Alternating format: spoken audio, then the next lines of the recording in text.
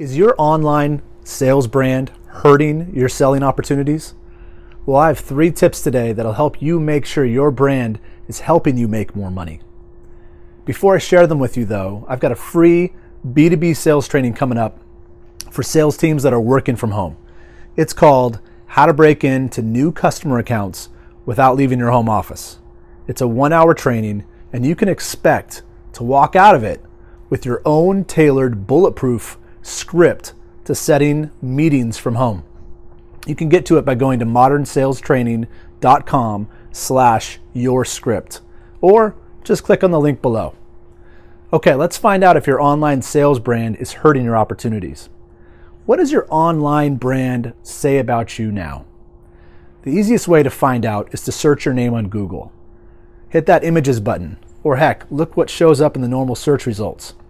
I'll never forget this one salesperson that I searched right in front of him.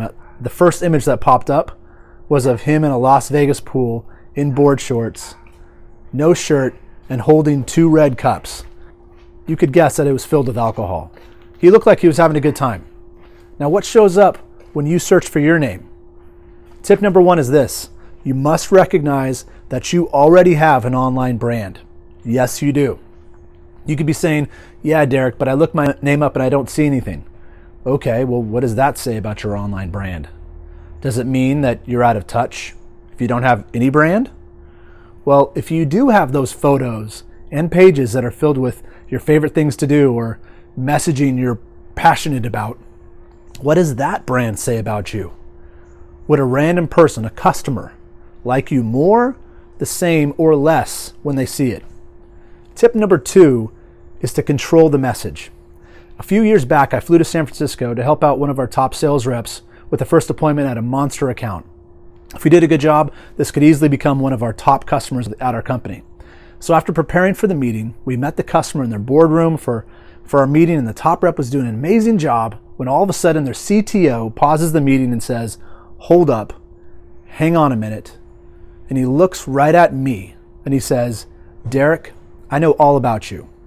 He starts rattling off my work history and what parts of the area I grew up in. He knew my accomplishments. He knew that I had the experience to help their business. And he asked me, "Why should we work with your company?" I asked him, "How did you find that information out?" He said, "Well, I saw your email on the meeting invite, so I looked you up on LinkedIn and on the web." I was shocked. Well, I then responded with how we could help their organization and move the meeting on to the next step. And they ended up becoming a customer. But that was the moment that I realized that our customers are looking us up. Don't think that they're not.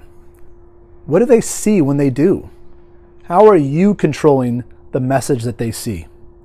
Are you making sure certain profiles are private? Are you closing down bad accounts? Are you cleaning up the accounts that you want them to learn more about you on? Are you portraying yourself as someone who looks like they could help their business? They are looking you up. Don't forget that. Tip number 3 is to leverage your online brand so it sells for you while you sleep. Once you take ownership of your online brand, you need to think about, what does that message portray? The last tip talked about how to control your message, but how do you take that one step further? When they learn about you, where does that rabbit hole go? Are you telling a story of how you helped other companies like them, and that you're the best person to help them with that challenge, with the challenges that they have? What documents are you sharing with them on your pages? What insights do you leave them? What call to action do you have? I mean, they came to learn about you to see if you're credible. They should leave that search with believing you aren't just credible, you are the best person to help them. So just to recap, tip number 1 is you must recognize that you already have an online brand. Tip number 2 is to control that message. Tip number 3 is to leverage your online brand so it sells for you while you sleep. If you felt like these tips helped, you'll be blown away with the amount of value I will share in the webinar. It's called How to Break Into New Customer Accounts Without Leaving Your Home Office. It's a 1-hour training, and you can expect to walk out of it with your own tailored bulletproof script to setting meetings from home.